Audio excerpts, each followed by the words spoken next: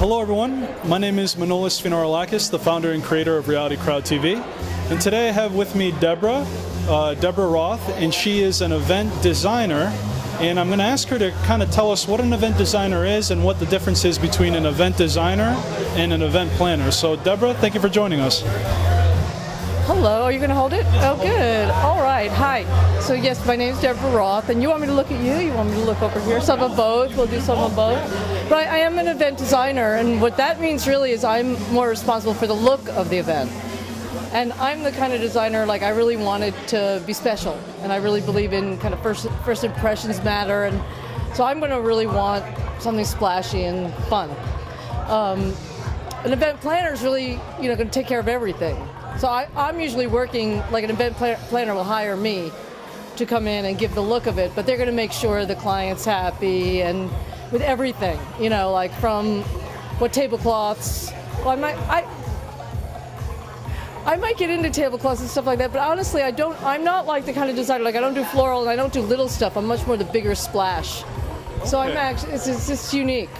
No, that's interesting. So in other words, you come in at the conceptual stage of how do we want this to be perceived, how do we want it to look, what do we want to accomplish. You design the pieces of the event, and then the event planner essentially executes the desired design that you had put together. No, we'll actually come, they may execute it, or we may execute it. But a lot of times in my particular field, I'm also working with fabrics and developing things for entryways and stage sets. It's almost like I develop product that event designers and producers will use, event planners will use. So ideally, I may come into a whole concept and create the whole look, which I love to do, but sometimes I'm just doing a stage set or something like that.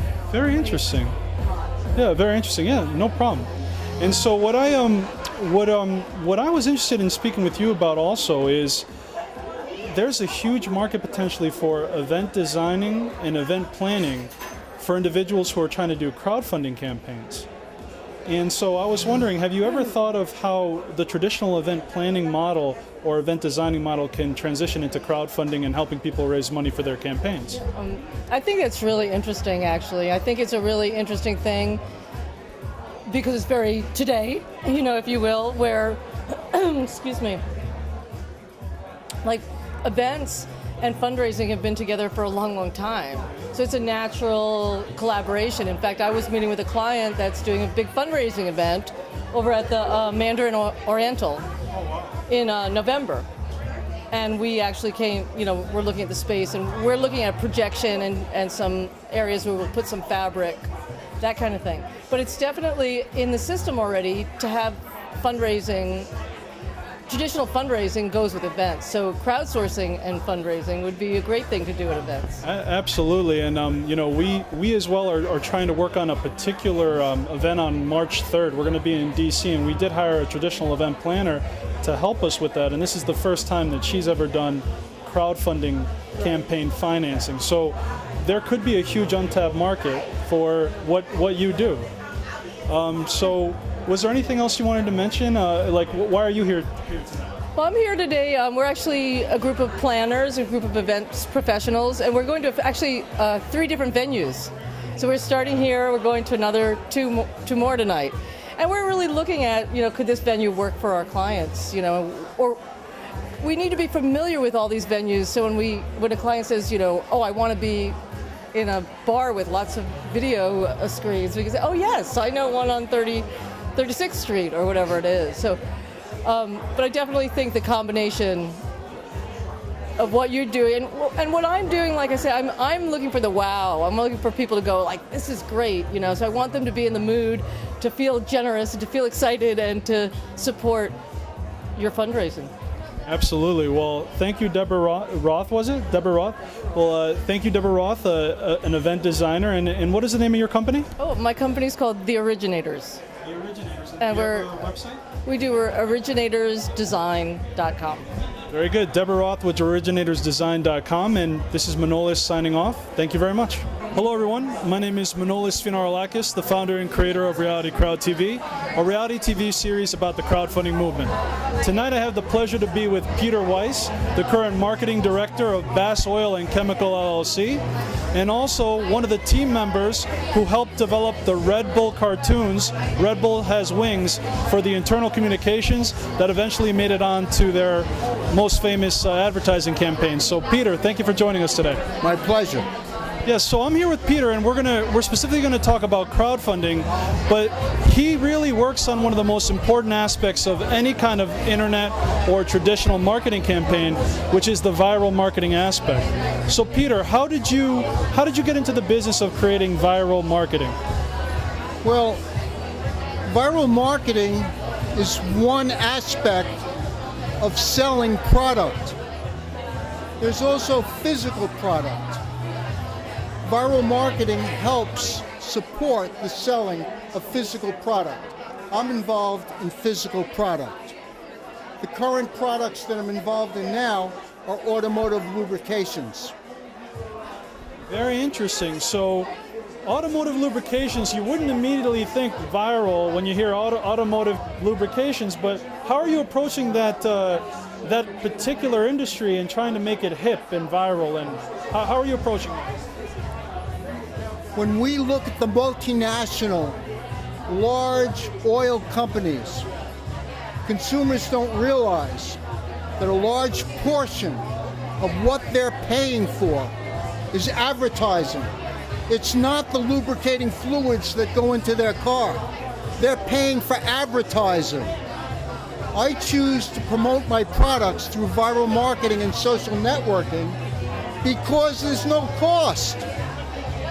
And this way, I can offer my products for a much better economy because the consumer is not paying for the advertising. It's being done through viral marketing and social networking. So when you say no cost, is there a cost of time that it takes to build the relationships necessary to do viral marketing? Because there has to be some sort of exchange in order for this viral marketing to occur. So that's minimal. That's minimal. And also, it's part of the experience of the brand. For instance, we have a motor oil that we call Dash Motor Oil. Dash Motor Oil is an American Petroleum Institute approved brand. It's kind of like the Good Housekeeping seal of approval to people who don't understand API. API is a very, very important designation. API is what Mobil is after, what Shell is after, what Gulf is after. And we now have that licensing for API approval.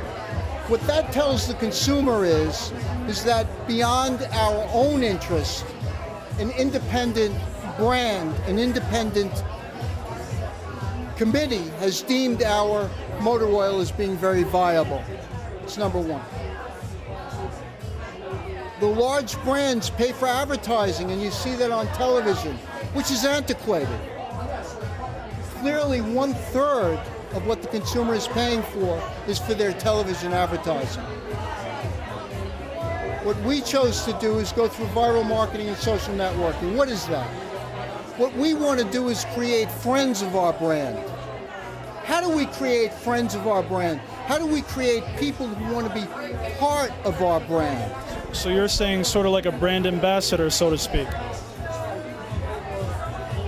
My experience in 1999-2000, I had the benefit of meeting the people who began an energy drink in America that I had never heard of. And I had never heard of the advertising agency. This brand became Red Bull. The advertising agency is Castner and Partners. And what I learned is that if you create friends of the product, because the product is effective, because the product has experience, you will gain interest in your product. So I have a product that's an automotive oil that will increase fuel economy and is lower in emissions. But how do I get that message out? So I came up with the name for the brand, which was about kinesis, movement, and the name, and what I called it was Dash. And I have a friend, his name is Damon Dash. And Damon Dash happened to be the entrepreneur who created Jay-Z and Kanye West and Rockaware and Blue Rock Records. And I called up Damon, I said, Damon, I got a great product. I'm a petrochemical engineer by profession. I have a great product, and what I'd like to do is use your name and your expertise in viral marketing and social networking to get the message out. So Damon said, where are you now? I said, I'm in the factory. The factory is a 65,000 square foot plant in Williamsburg, Brooklyn. We're on the border of Bushwick and Northeast Williamsburg. So Damon said, I'm on my way over. So he comes over, and we sit down, and we say, Damon, how can we take our brand and begin to bring it out to the people so that people don't experience this as an automotive product, but it's something that's effective and represents lifestyle and is cost effective? How can we create a following? So before you mention that, what he told you, so what you're telling me is you took a brand for motor oil, essentially, you called it Dash. You happen to know Damon Dash, the gentleman who really made Jay-Z's Rockaware brand, and now he's on board with you to bring Dash Motor Oil to an international stage. Oh, I'm on board with him. I'm not quite sure what it is. Okay, well that's amazing. So what did he recommend? How did he recommend to make it viral? So he said to me, listen, you have a warehouse. Let's clear out this warehouse and do events in your warehouse. And what I'm going to do is bring my new groups, my new DJs, my new rappers, and they'll perform in your warehouse. And we'll create a relationship and an experience around your product. And he said, but I warn you, your product better be good. Because if it's not good, this whole thing isn't going to work. So he had to trust that you did the legwork to make the product good, to make it one of the best, and then he put all his experience in the viral marketing arena and all the experience he has in social networking to now make Dash a more popular name. So where did you start and how far have you gone with this partnership? For the first 35 years of my life, I owned textile mills. My products went into mostly a market where we use synthetic and natural fibers for the apparel trade. Synthetic fibers are all petrochemical based, so I have an extensive petrochemical background. I work for an investment group, and this investment group will come to me with various projects, and they'll say, Peter, we just bought a 65,000 square foot factory in Brooklyn that specializes in petrochemical products for automotive lubricants. Come in, establish it, or sell it, or take it apart, make it profitable, whatever the end use is. So when I came in and I saw this business, I said, I can build a product, an automotive lubricant, that's going to increase fuel economy, that's going to lower emissions for pollution, and that will be price competitive. This, to me, is something worth creating and fighting for. So you made the determination not to sell it, but to develop it and become a player in the industry. Not only that, I decided that I needed to staff it. And the way I chose to staff it was to go to halfway houses, go to New York State penal institutions and correctional facilities, and begin to hire released, incarcerated prisoners and begin to train them. Now close to 90% of our staff are people who are coming out of halfway houses. Wow. That's an incredible story. No, it's not an incredible story. What was the reason? I'll tell you why it's not an incredible story. Because it makes sense. And if you really, really, really think about it, you can financially profit from doing the right thing. You really can. And the system is there if you want to use it properly. Yeah, there are going to be bumps. There are going to be problems. There's going to be confusions. There's a learning curve. But I really believe, and this is going to sound terribly corny, but I can prove that it works because we're profitable. This is a 3-year company. In other words, we bought a company that was 22 years old, whose business model, in my opinion, was questionable. And what I did was I brought what I felt were contemporary needs to the industry, involving employment for people who couldn't be employed, creating chemistry that had real efficacy that can be proven, creating a way of marketing it so that we weren't ripping off the consumer with advertising costs, so that we were giving them product back that was real. I can't begin to tell you the heat that I've taken from, I'm not going to mention the names, but they're established oil companies. Because what we've become is kind of the microbrewery of automotive lubricants. When microbreweries started in the beer industry, nobody took them seriously until they began to have a community presence. And isn't that what viral marketing is all about? It's about beginning in the community and expanding out. It's very funny you mention the community, because the whole point of crowdfunding is developing a crowd of people who believe in what you're doing, who believe in your product or believe in your service.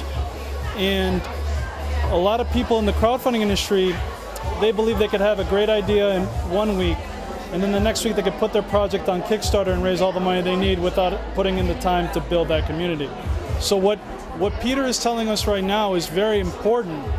The work that he's done with his company to get it to where it is today started in the communities where his business serves, and through that community orientation, he limited his advertising costs because the word of mouth, the goodwill, and simply the people that he helped began telling everyone they knew simply what was going on there. Plus the connections that he had with an individual who's extremely knowledgeable on this subject helped Peter establish his business. And Peter, I would love to speak with you privately, because what you have to offer is so important. Crowdfunding needs someone who understands that you must build something real before people will want to believe in it and before people will want to actually do it. So I'll give you the last word here, Peter. If you had a piece of advice for anyone who's thinking of creating a business that they will eventually crowdfund, what's the number one thing you would say to them? Do the right thing. Think about humanity. What it's really about is people, planet, and profit. The 3 Ps, people, planet, and profit? That's it. Well, you heard it, folks. People, planet, and profit. The 3 keys to crowdfunding success. Let me tell you, as far as the venture capital community, not necessarily in that order, but they all run neck and neck. Absolutely. Absolutely. So, Peter, thank you so much for your time.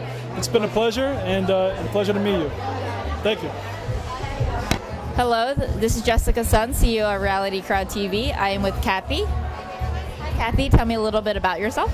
Sure, Kathy Murray. After a long, successful career in marketing, sales, and operations, I became an entrepreneur and an angel investor. So I'm here in New York City. And the angel group that I run is called Executive Forum Angels. Wow, awesome. So Kathy knows a lot about social media. She also knows about crowdfunding. So we're here today to figure out exactly her thoughts about how social media can help crowdfunding and her thoughts about how equity crowdfunding can shape the financial market. So Kathy, what do you think equity crowdfunding can do for entrepreneurs worldwide? I think it's a good deal for the entrepreneurs. We'll have to see what the legislation comes about and whether it hurts or harms anybody, the investors or the entrepreneurs raising money. But essentially for the entrepreneurs, it's a great way, especially from my perspective, if you have a retail product. Yeah, so I know as you're part of an angel investor group, so there's certain criteria that you follow in order to say yes or no to someone when they come to you. So as far as crowdfunding, and if you were to donate, say, to a crowdfunding campaign, what would you look for? Sure, well, let me just say, in terms of crowdfunding and angel investing, I view it as a category of crowdfunding is almost in the family and friends category. Then angel investing, then when you go for Series A or venture capital. So to me, crowdfunding is very similar to just going and asking your family and friends. And so what I would look at, if I were a crowdfunder, I'm not, but if I were a crowdfunder, I would look at essentially 3 things. The people involved, do I believe in the people and that they can see this through come hell or high water? And then I would also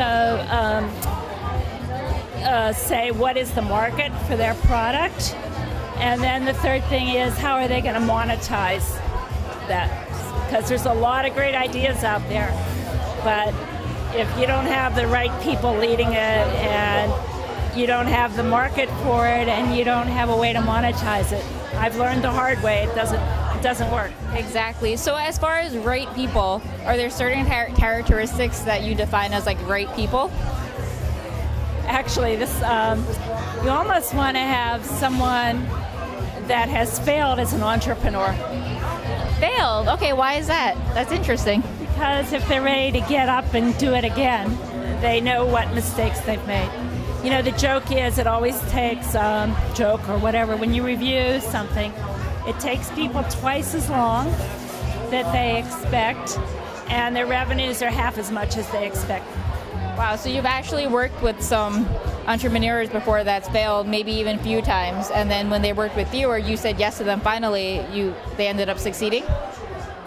Well, that's a story yet to unfold. I've been doing this for 4 or 5 years, and so I'm batting pretty well in terms of angel investing, in terms of one's doing very well, one went bankrupt, one's neutral, and one I just invested in. So that's a pretty good average, because the theory is that you have to invest in 16 different firms, a minimum of $25,000 in order to have one big one.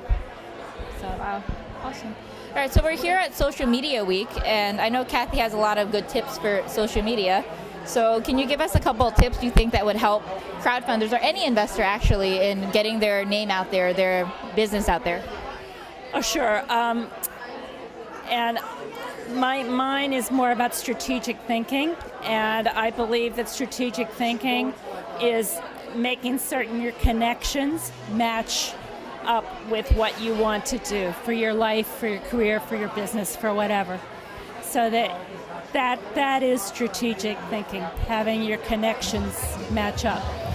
So what's interesting is that you don't know what relationships are going to matter. Like, you just walked up to me at social media and said, do I know about crowdfunding? So I don't know whether you would have picked me out of a crowd here of somebody that knows or doesn't know, but and I did. So you just never know where the network is going to go. But it's relating it back to, is this going to feed my strategic plan? Exactly, that's a really good point. So in a way, like, the more people that you interact with and the more people that you speak to, you never know what actually could happen. Yeah, and I do have a little webinar on this, and the thing is, in the old days, back pre-social media, you had to keep track of all this on index cards, and it was very, very difficult to network. Now, I just find it's so exciting because you can tweet with anyone. Just when you come to something like Social Media Week, if you tweet and use the hashtags, you meet 5, 10, 20 people instead of only the 1 or 2 you happen to run across. So social media just explodes how you can, but again, it's social media with a purpose. Exactly. So is there a certain social media site that you like the best, or you think works the best? Well, I do think you have to curate yourself and brand yourself, or brand your business. And so if I have a business, I would have a separate Twitter and LinkedIn and Facebook for the business than for my personal branding. But for my personal branding, I use Facebook for family and friends. I use LinkedIn for people I've met and I want to keep track of. And I use Twitter as long as it's not pornography, who cares? So. All right, thank you very much for interviewing with us today. We have some wine that was donated. We have some books that were donated, some great swag bags for some of you to leave with. So please toss your business card in. Also, use our hashtag live tweet. Let people know you're here. Hashtag best of the best. And we'll be picking some people to give wine bottles to from that as well. Thanks everyone for coming, and please find us and my team about PubSlush if you have any questions. And we're going to kick it off with the lovely Jennifer Tress. Hey everyone, thank you for coming. Hi, Lisa, oh my gosh. My name is Jennifer Tress, and I wrote a book called You're Not Pretty Enough, and it's a book that is like a David Sedaris type book. Funny, heartfelt, personal stories. But it was the title story about my ex-husband who told me I wasn't pretty enough for him as the reason he was having an affair that... But I turned that into a self-esteem movement. So that phrase, using that as my URL, I turned that into a self-esteem movement in which people can go to the site, and the book that I wrote is a companion piece to it about feeling that you're not pretty enough, feeling what it means, acknowledging it, and what you do, what's triggering it, and then how we get out of it. Outreach and get your message out there. You should come talk to me about that. Thank you so much. Isn't she goddamn beautiful? But essentially, the internet has wiped out the middle person, and that's really what real estate is a middle person. You can get all the information online, and I've noticed through the likes of Gary Vaynerchuk, who's amazing, and I recommended it to someone, you have to give value, give, then ask.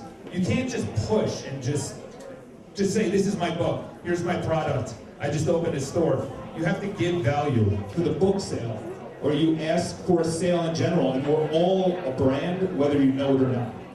So talk to me if you want to know how to give in your unique business. So here you go.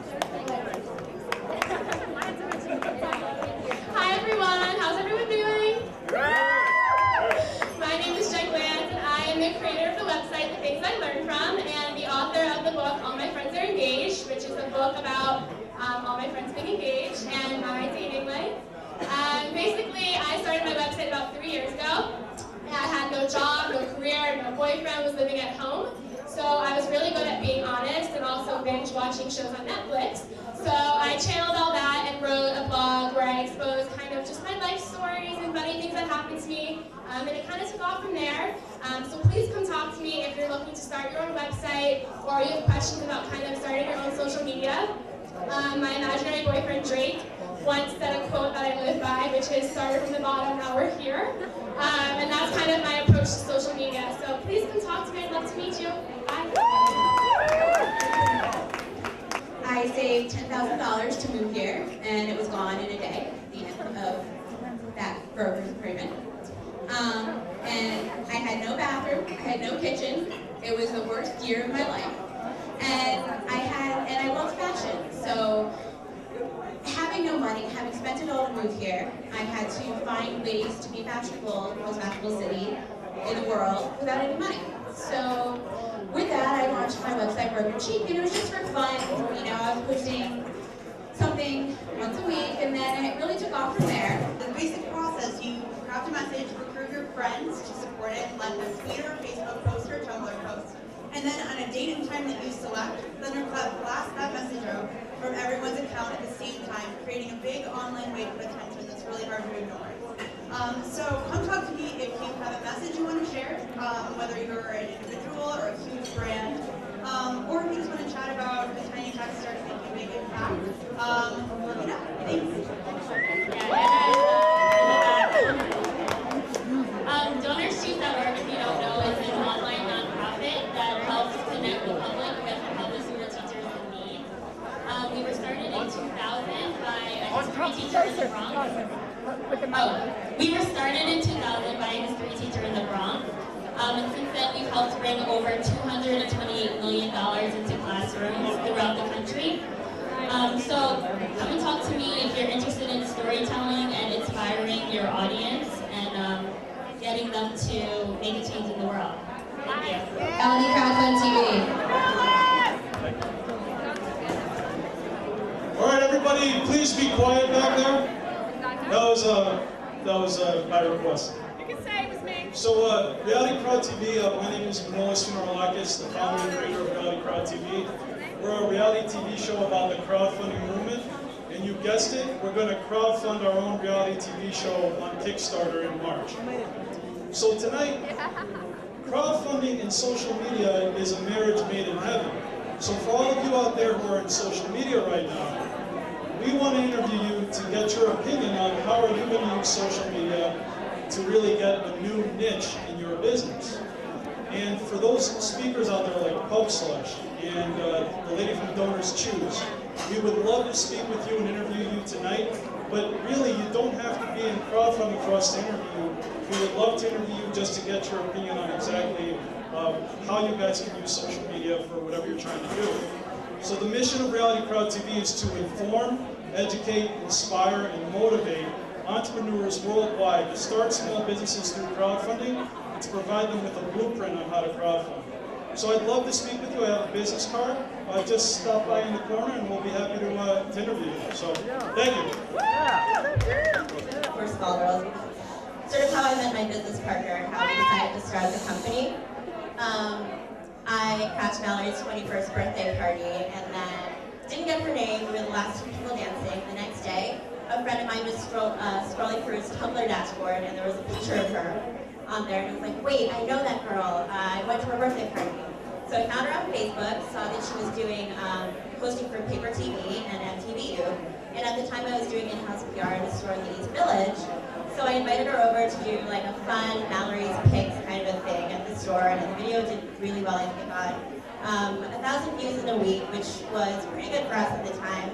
And we realized that we wanted to do more together and started Small Girls.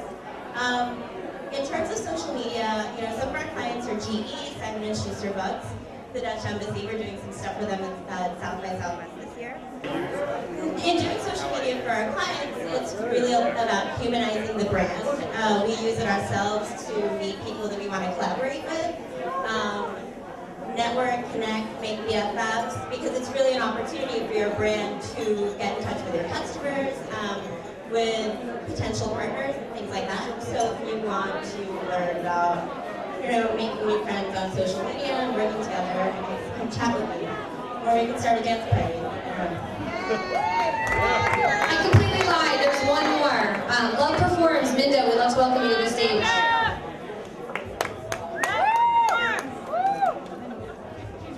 Who wants love in their life? Oh, come on, guys. Clap. I know you want love. Love, love, love. I am Minda Aguha of Love Performs. Why Love Performs? Because real love is an action. Real love makes stuff happen. And that is what I stand for. Now I want you guys to know that right now, I can see all of your crowdfunding campaigns with my Google Glass. It's all, oh my God, look at all these passionate people with purpose. It's awesome. So what we do is we support you guys to launch your movement. Now you know that is how you really make a crowdfunding campaign powerful. You launch a movement with love that really connects to the people you want to speak with. And I develop those conversations with you guys, and the way we really get you off the ground is we create video. We get you so inspired and so excited about what you do, and you discover something new that you may have not even known about your work, your movement, your idea. So, you guys have a chance to join me on our next workshop, March 29th. And I have a special price for you guys who are here at Social Media Week. Get excited! March 29th at We Create NYC. Come by and get a flyer from me, and you'll get your special package price. People are charging like thousands of dollars, some of you know, for a video workshop, and I give you a very reasonable rate, and it's really awesome because you get really deep about what you're about. And I'm really committed to making your image, your message powerful. So come speak to me. I am Minda of Love Performs, and I love you guys. Hello everyone, my name is Manolis Finarolakis, the founder and creator of Reality Crowd TV, a reality TV series about the crowdfunding movement. And I have the distinct pleasure to being with two fabulous young ladies tonight. We have Anna Doherty, Marketing Director of Donors Choose, and Margie Cadet, Marketing Associate of Donors Choose. And thank you very much for being with us, Anna. Great to be here. Thanks. Thank you as well. Yeah, thanks for having us. Great. So, Donors Choose is a crowdfunding website, and I would just like you to start it off, Anna. Tell us about your platform and tell us how far you've come so far. Sure. So DonorsChoose.org was started in 2000 by a public school teacher in the Bronx, and he really thought that teachers had a lot of creativity and innovation in the classroom but didn't have the resources to carry out all of their ideas. So we created a platform where any public school teacher could post requests for the materials they most wanted, from books to musical instruments to field trips, and then individuals can go online and give as little as $1 to help make those requests come to life. So to date, we've raised $228 million to go straight to classrooms across the country. Amazing. And so are the project creators on your platform, are they mainly school teachers, or who are the people that are your typical project creators on your platform? Yeah, so we're only public school teachers are able to create projects on our site. So we have teachers from 51% of public schools in the U.S. on our site now. So you're saying that out of all the public schools, you have about 51% of the market on your site right now? Yeah, from school, yeah, 51%. This is awesome. That is amazing. That is incredible. And so that's obviously a dominant position to be in. So aside from school supplies, do you also raise capital for other projects, or is it mainly just school supplies? We let teachers make the decision about what they need most. So we've actually had teachers request class pets. We've had teachers request trips across the country to go to museums or cultural events.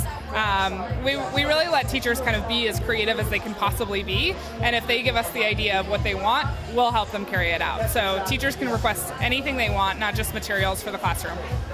That's amazing. And so on your platform, is it just a funding mechanism, or do you have other services that add a lot of value to their efforts? Like, are there value-added services aside from funding that you provide to the teachers who create the projects? So we work with a lot of corporate partners to help individuals maximize their gift. So we've worked with companies like Chevron and Starbucks and Sonic Limeades for lemonade. We've worked with a lot of different corporate partners to help individual donors either double their donation or create a match code that will match their donation, or half fund a project, so that, let's say you own a company, you wanted to help people maximize their gift, you could half fund science projects in the Bronx, and then individual donors like Anna and I could go on the site and then provide the other half of the funding. Okay, because I know there is a lot of corporations that do that, the matching gift program, so that's excellent. Is there a particular project that stands out in your mind as something really magical or unique that was extremely successful? Do you remember one that you could kind of tell us about? Yeah, there's actually a school in Hawaii, on the island of Kauai, and as mainlanders, we all kind of think of Hawaii as this like magical place where we all go to vacation, but actually there's a really huge lack of resources on the islands for local kids. So we had a teacher create a project to bring a playground to her school, which is a really huge request in terms of dollar amount, but she was able to rally the members of her community around this and got people to give as little as $5 to the project. They ended up getting more than 100 people to give just a tiny bit to this project. They were able to build an amazing playground, which took this like empty dirt lot to the next level, and it made it a really cool place where the community could be, where the kids could play and explore and learn together. You know, and that's the beauty of your platform and really the crowdfunding industry in general is if you can imagine it, if you can visualize it, within reason, a lot of things can actually happen. Because it's the vision, it's the passion that then brings people together to create something beautiful. And I'll ask the same question to you. Is there one particular project that stands true in your heart that you find as unique and inspiring? Yeah, definitely. One of my favorite projects was from a public school in Brooklyn, it's the IS 318 chess team, and they are chess titans. They're middle school students who have competed with high schoolers and won in national tournaments. They were featured in a documentary called Brooklyn Castle. But they still have a lot of issues with funding. So this past summer, we worked with the director of the program and helped get funding for them for the year. And we had hundreds of donors donate to that project and support it so that they were able to travel in the tournaments and compete and actually live out their dreams. So it was awesome. That's amazing. I mean, your platform really just, because of the tough economic times that we've all had to share, and face, funding has been cut for these type of programs for a lot of these teachers, but your platform, Donors Choose, is it .com or .org? Yeah, DonorsChoose.org is really making it possible for art, for projects that are just cut to see the light of day again, and so that's a beautiful thing. And are you a nonprofit or are you a for-profit? We're a nonprofit, 501c3. So anyone who makes a donation has a potential tax write-off as well. Great. Win-win. Very good. Well, Anna Doherty and Margie Cadet, thank you very much for joining me. Thank you, DonorsChoose.org, and please visit if you're a teacher and you're in the 49% who doesn't know about them yet. You don't know what you're missing. So thank you very much, and signing off. Hello, I have Jason Francis here from, Collective Bias today. So why don't you start telling us a little bit about yourself and what you know about crowdfunding? Well, I'm a blogger. I've been blogging for the better part of the past decade, and my history with crowdfunding goes back to the Nomadness Travel Tribe. It's the travel group that I help facilitate, and over the past 3 years consecutively, we've raised about $45,000 to $50,000 for our various projects. Our last project last spring, we raised just under $30,000 for a nationwide college tour. We raised the money, rented an RV, wrapped it, also linked up with Hotels.com as a sponsor after we raised those funds. And we drove. We drove from New York down the East Coast to Atlanta, New Orleans, stopping at various colleges and schools, talking about the value of entrepreneurship, crowdfunding, and travel. We hooked a left, went across the country all the way to LA, and that was it was a statement for us. It was a statement of saying, like, look, at a time where resources aren't just going to be given to you by, banks and other monetary sources, the people still have the power. If you have something that is valuable, something that is felt within the community, people could fund your projects. Your dreams could always come to fruition if you have people backing them. So it's something that we now try to speak to other people. We speak to a lot of youth about it, that if they have plans, crowdfunding is a way that they could raise the funds to back those plans. And as you look at it now, the truth of the matter is we're on the brink of crowdfunding becoming the principal source of people getting money. People don't want to deal with the banks and all the different types of fees and interest rates. They're going right to the people. We can fund us, and that's pretty much, the principle that we're going by. Wow, it sounds like an amazing story. Along the way, did you learn certain strategies that worked for you, didn't work for you, that you would recommend to the public of what they should or shouldn't do based on how you crowdfunded? My partner, Evita Robinson, who I work with, who heads up a lot of the stuff that the tribe does, we both know that when crowdfunding campaigns start, nothing else happens. Everything else gets shut down. You need to know that if this is what you're about, it is now about to be your life for whatever length of time your campaign is. Every email that you have, people you talk to regularly, people you don't talk to regularly, you're reaching out to everybody. Every day there's constant communication going out to somebody about this campaign. And what I need to tell people is that going into it, whatever your current communication style is, it's got to go up so many different levels to the point that you're going to become annoying. People are not going to want to hear about your campaign, but that's good, because that means you're telling them to a point that, okay, we know, we get it. You have to be engaging. You also have to be personable. You have to let people know, look, this isn't you pushing something like a salesman. Look, this is as much for you as it is for me. What is our connection? Why should you invest in what it is I'm doing? What is the gain for all of us as a whole, as a community? So it's not necessarily an ABC, do this, do that. It just has to be a mindset and an understanding of what it is you're getting into. So what actually made you decide to crowdfund this campaign? Did you figure out like a certain platform you wanted to use, or was this something that you were like, I'm just gonna go around, tell people my cause and raise money this way and have them give it to me straight up? Or was it a platform that you followed?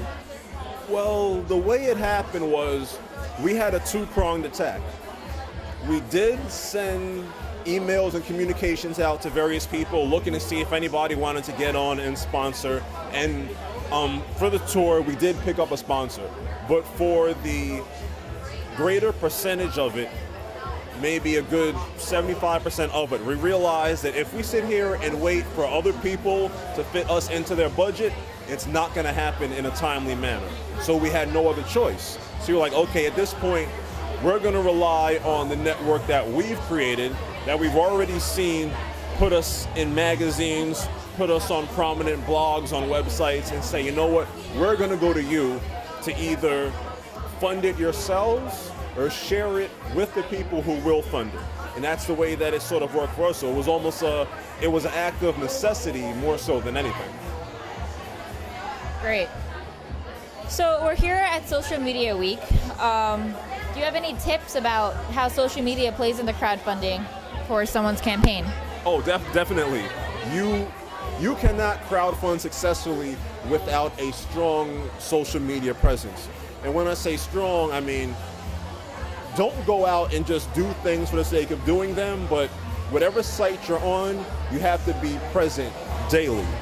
If you're on Facebook, you've got to give updates. What are you doing? What are you working on in regards to your goal? If you're on Twitter, which is much more of an instantaneous type thing, just did this. The project is coming this way. You have to know the various platforms and really direct them all back to the main source, whichever platform you may be. Some people use Indiegogo. For us, we use Kickstarter just because we like the urgency of it. All or nothing. People know if you're putting this money in, it's gotta happen or none of it turns out into anything. So that's the way we work. But yes, all platforms, Facebook, Twitter, Tumblr, Instagram, YouTube, everything gets utilized. So how do you make a post interesting? Because there are a lot of posts that people post and probably people are like, oh, this is boring, who cares, too much, too much posting. Is there a certain strategy you learned along the way that works better than others on how to make a post? Truthfully, the audience is so vast that you can't necessarily appeal to everybody. The idea is to make the post straightforward, give the information that you're trying to get across, be personable, don't be long-winded, obviously, but you say what needs to be said. So, if you're doing a video, try to keep it under 2 to 3 minutes.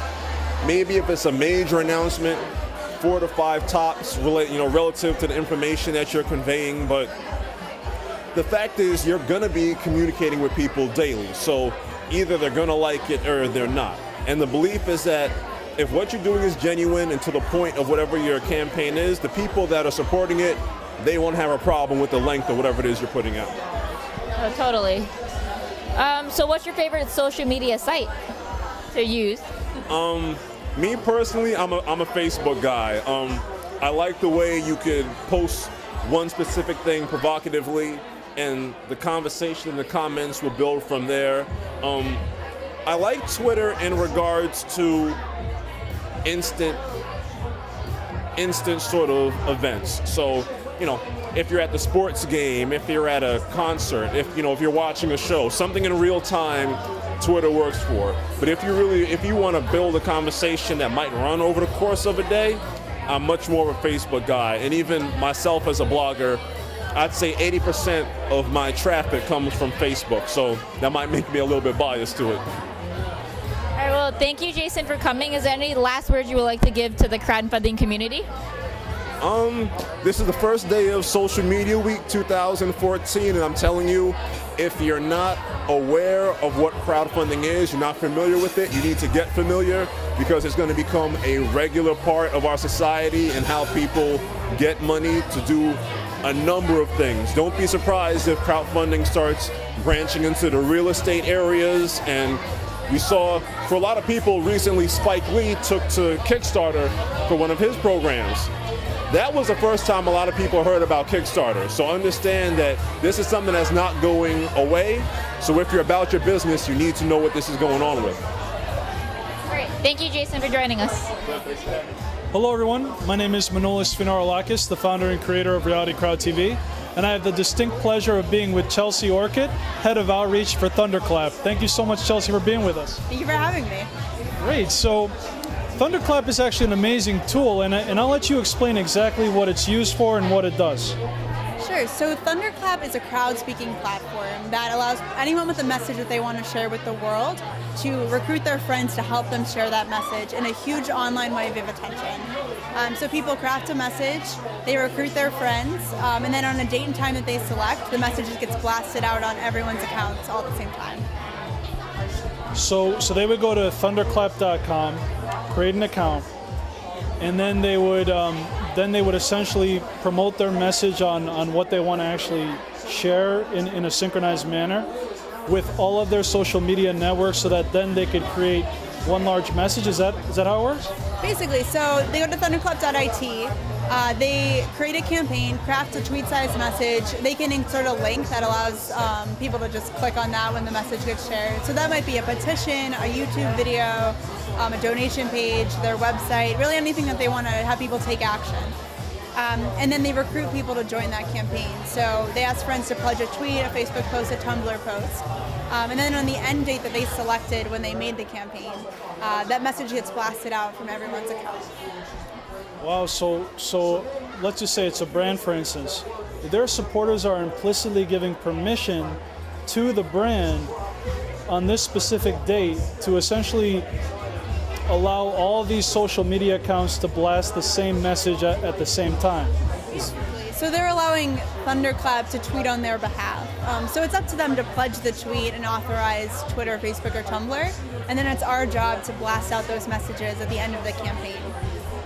Well, what's going through my head, especially here at Reality Crowd TV, is there's a huge implication for crowdfunding to use Thunderclap to really make a big splash during the first week of a crowdfunding campaign. And there's actually a statistic that says if you don't raise 30% of your funding within the first week, then you only really have a 10% chance to raise the remaining amount of funding. So has anyone specifically used Thunderclap with crowdfunding to their advantage in this regard? We've had a lot of people use it, and it's a really great way to drive people to a Kickstarter, an Indiegogo page, things like that. So it works really well because Thunderclap is crowd speaking. So people are kind of already in the mindset of working together to help their friend or their colleague spread a message. So it's a really natural fit for those people to kind of get from point A to point B. And when you see all of your friends and networks tweeting about your project and going over to your Indiegogo or Kickstarter page, it's kind of cool. It's a very clear action, which is what we really encourage, is a simple and actionable message and a place where people can very easily take action. So, and there is, you could use Thunderclap at no cost, is that correct? That's correct. We offer different tailored pricing points for people of all budgets. So whether you're an individual or a student or a big brand with a bigger budget, we offer different plans for those people so they can still get the best impact out of Thunderclap, but also not break the bank. I love it. That's a great sales pitch. I love it. And so yeah, I guess that's all we need to know about Thunderclap, and we appreciate your time, Chelsea. And sounds like you have a really great brand, a really great idea. And I'll give you the last word. Is there anything you'd like to direct people to, a website or any kind of message you'd like to give out?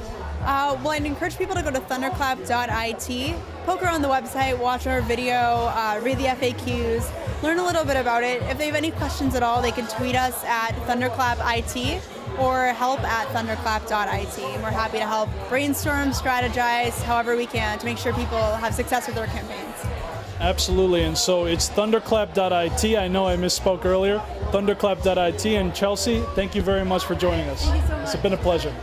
Thank you.